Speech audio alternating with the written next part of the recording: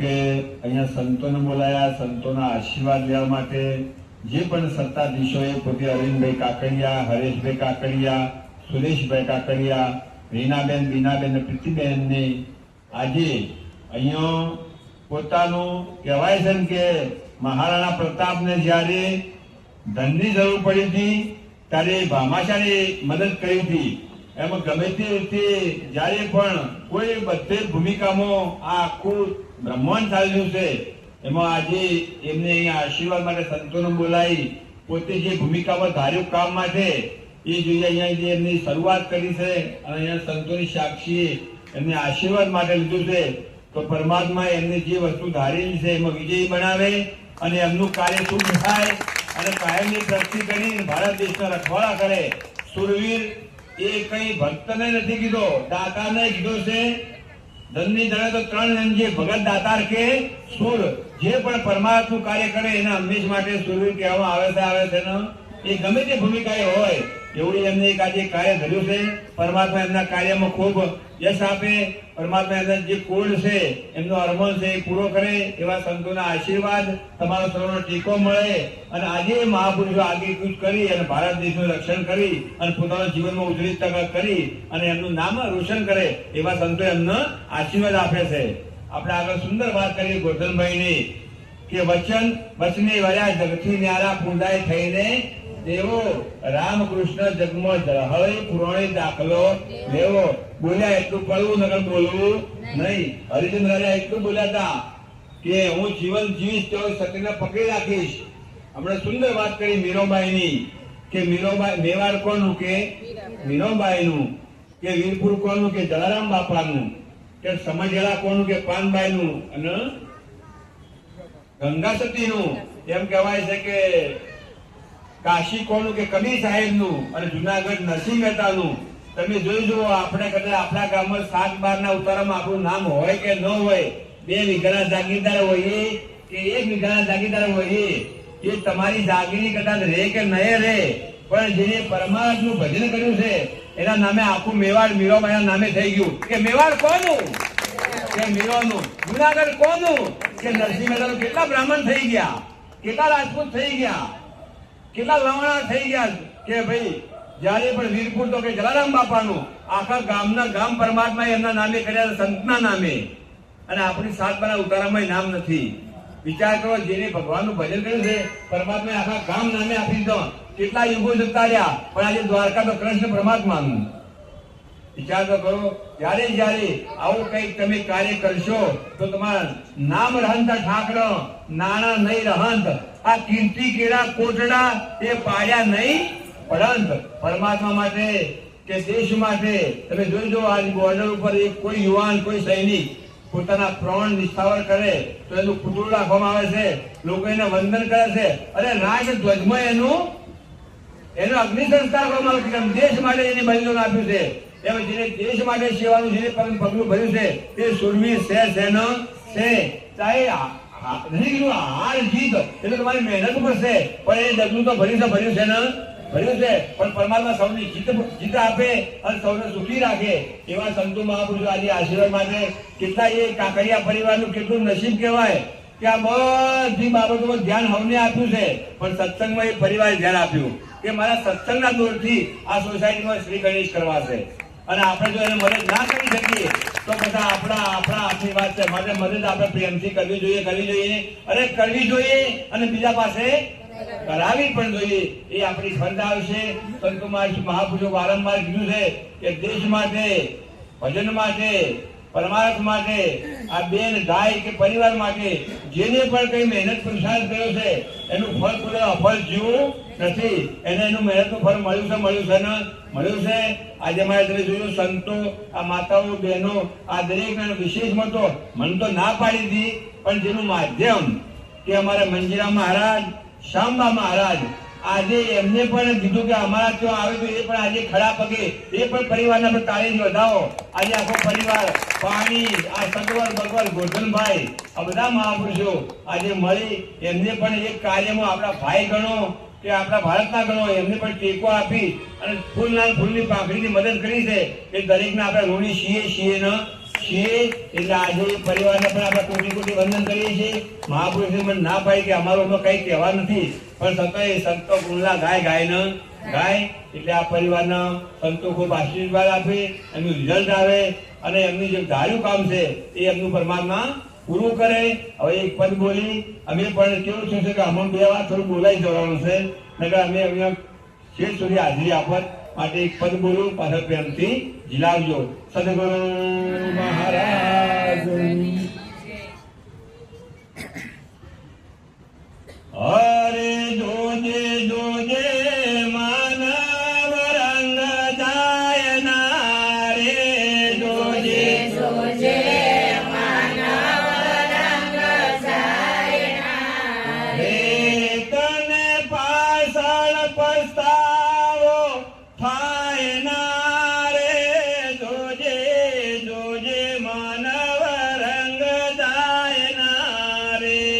તને પાછળ પસ્તાવો થાય ના રે, જોજે જોજે માનવ રંગ જાય ના રે, તને પાછળ પસ્તાવો થાય ના રે, જોજે જોજે માનવ રંગ જાય ના રે.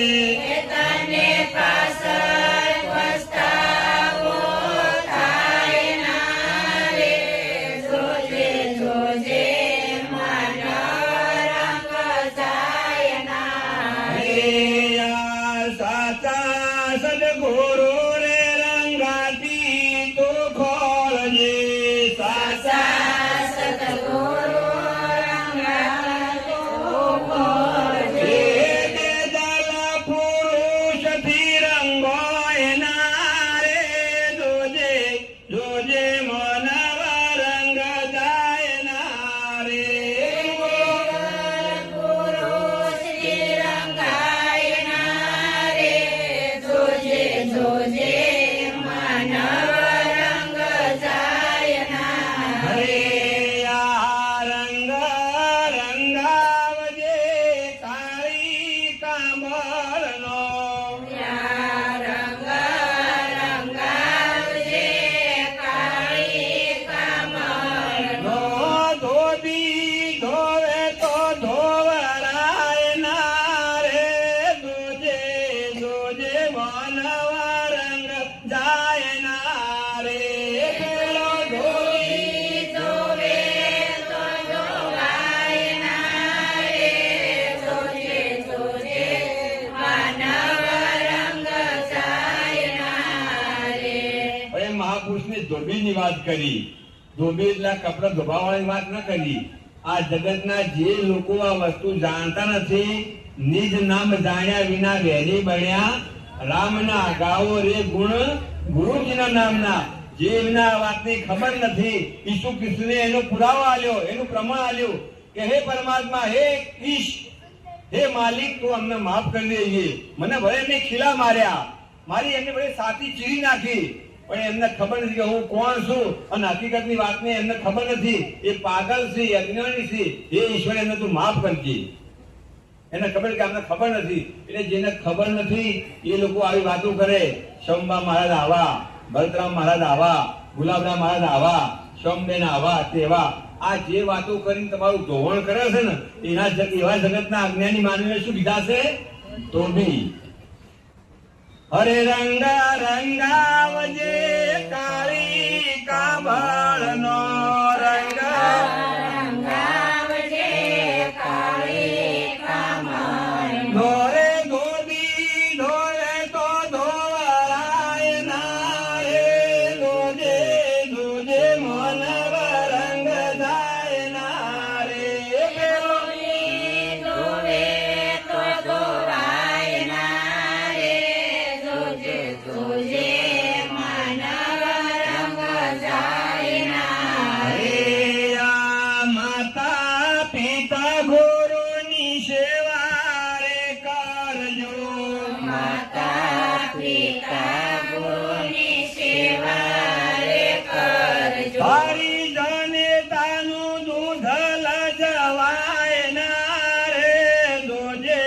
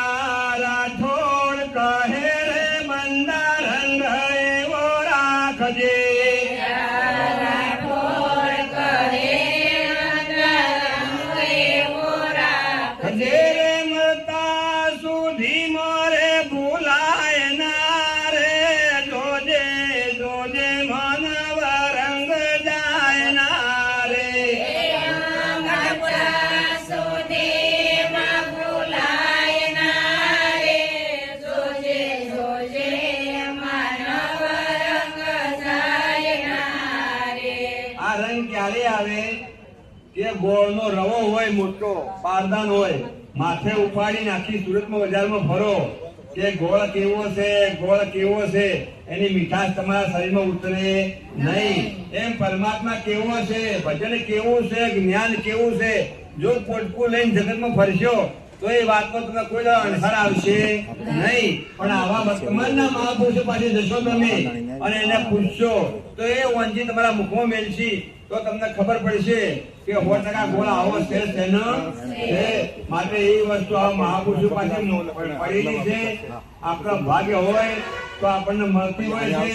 માટે જજો બધી ભૂમિકામાં રહી. જો આપણે પૈસાની જરૂર પડે ક્યાં જતા પહેલા વાણિયા પાસે.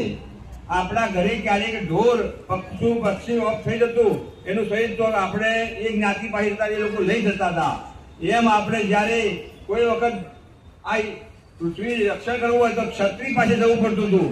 એમ આપણે ગમે તે ભૂમિકાએ જયારે પણ જરૂર પડે, બીમાર થયા ડોક્ટર પાસે જવું પડે. એમ આ ક્ષેત્રના માણસો પાસે જયારે કામ હોય તો આપણે એમની પાસે પણ જવું પડે ને જવું પડે. એટલે હરતો ફરતો ધંધો કરતો ધ્યાન હરીનું ધરવું નિરાત કે નિષ્ઠાનું ફળ છે. અધર્મથી ઓસરવું ન ઓસરવું. તમે સબ્જી બનાવો છો એમાં બધા મસાલાની જરૂર પડે છે.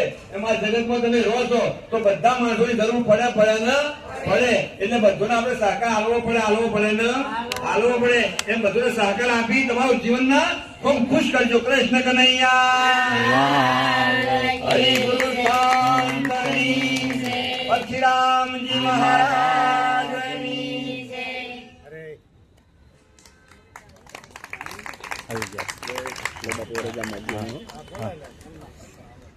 આવી ગયા છે ઘડીક. હા પછી પાછું આપણે ચાલુ કરીએ.